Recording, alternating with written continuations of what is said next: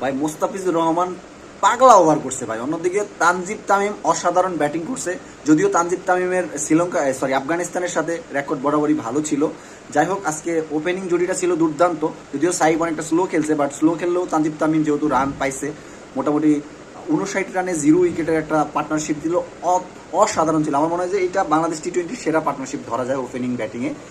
এবং অন্যদিকে বলারদের যদি কথা বলি, নাসুম আহমেদ টপ ক্লাস। আজকের ম্যাচের হিরোই ধরা যায় নাসুম আহমেদকে। নাসুম আহমেদ প্রথম বলই উইকেট এবং 3 নাম্বার ওভারে আবার উইকেটটা ইম্পর্টেন্ট ছিল বা খেলার টার্নিং পয়েন্টটা পুরো ঘুরাই দিয়েছে, সেটা হলো রান আউটটা, সেটাও মাসুম আহমেদের উইকেটে। এবং নুরুল হাসান সোহান যেই অসাধারণ ফিল্ডিং দিছে, একেবারে ভাই বাঙালির অন্তর কায়রা নিছে। আমার মনে হয় ম্যাচ জিতার পিছনে আমার ব্যক্তিগতভাবে মনে হয় যে এই উইকেটটা খুবই ইনফ্যাক্ট ফেলছে এবং এই উইকেটটার পরেই আফগানিস্তান মোটামুটি একটা ধ্বংসর পথে চলে গেছে। সে বাজে ভাই খেলোয়াড় হিসেবেও যদি গণ্য করা হয়, সেটা হচ্ছে বাদশামিম এবং সাইফ।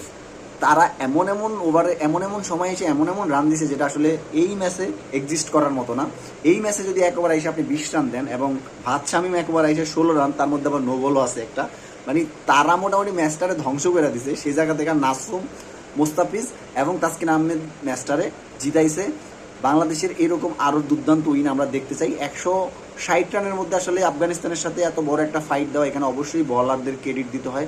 কারণ ব্যাটিং যদি বলেন আপনি, শুধু তানজিদ তামিমের রান বাদ দিলে আর বলার মতো কেউ তেমন একটা রান করতে পারে না। স্পেশালি জাকির আলী অনিক খুবই বাজে পারফরমেন্স। কারণ জাকির আলী অনিক হচ্ছে আমাদের ফিনিশার। সে আসলে 10 বল খেলে 20-25 রান করবে আমরা এমনটা আশা করি, কিন্তু সে আজকে যেই ফিনিশটা দিচ্ছে এটা আসলে মেনে নেওয়ার মতো না। এবং সে শ্রীলঙ্কার সাথেও যে ম্যাচটা খেলছে অনেক স্লো ছিল। যাই হোক, তারপরও আমরা ম্যাচ জিতছি। ম্যাচ জিতলে আমরা সব ভুলে যাই, কিন্তু আমাদের এই জিনিসগুলো মাথায় রাখতে হবে এবং এইগুলোকে নিয়ে আমাদের কাজ করতে হবে। পরবর্তী আমাদের যেই কর্মসূচি, সেটা হলো আমরা শ্রীলঙ্কাকে পাগলা সাপোর্ট দিব এবং শ্রীলঙ্কাকে যেভাবে হোক সাপোর্ট দিয়ে আমরা উইন করাই দেবো। যদিও শ্রীলঙ্কা আশা করি আফগানিস্তানের সাথে সহজে জিতবে, কিন্তু আফগানিস্তানও টি-20তে কম না, সেজন্য একটু চ্যালেঞ্জিং হয়ে যাবে। আমরা চাই না যে ক্যালকুলেটারে হিসাব নিকাশ করে আমরা টপ 4-এ যাই। শ্রীলঙ্কা যদি জিতে যায় আমরা ইজিলি টপ 4-এ যাবো।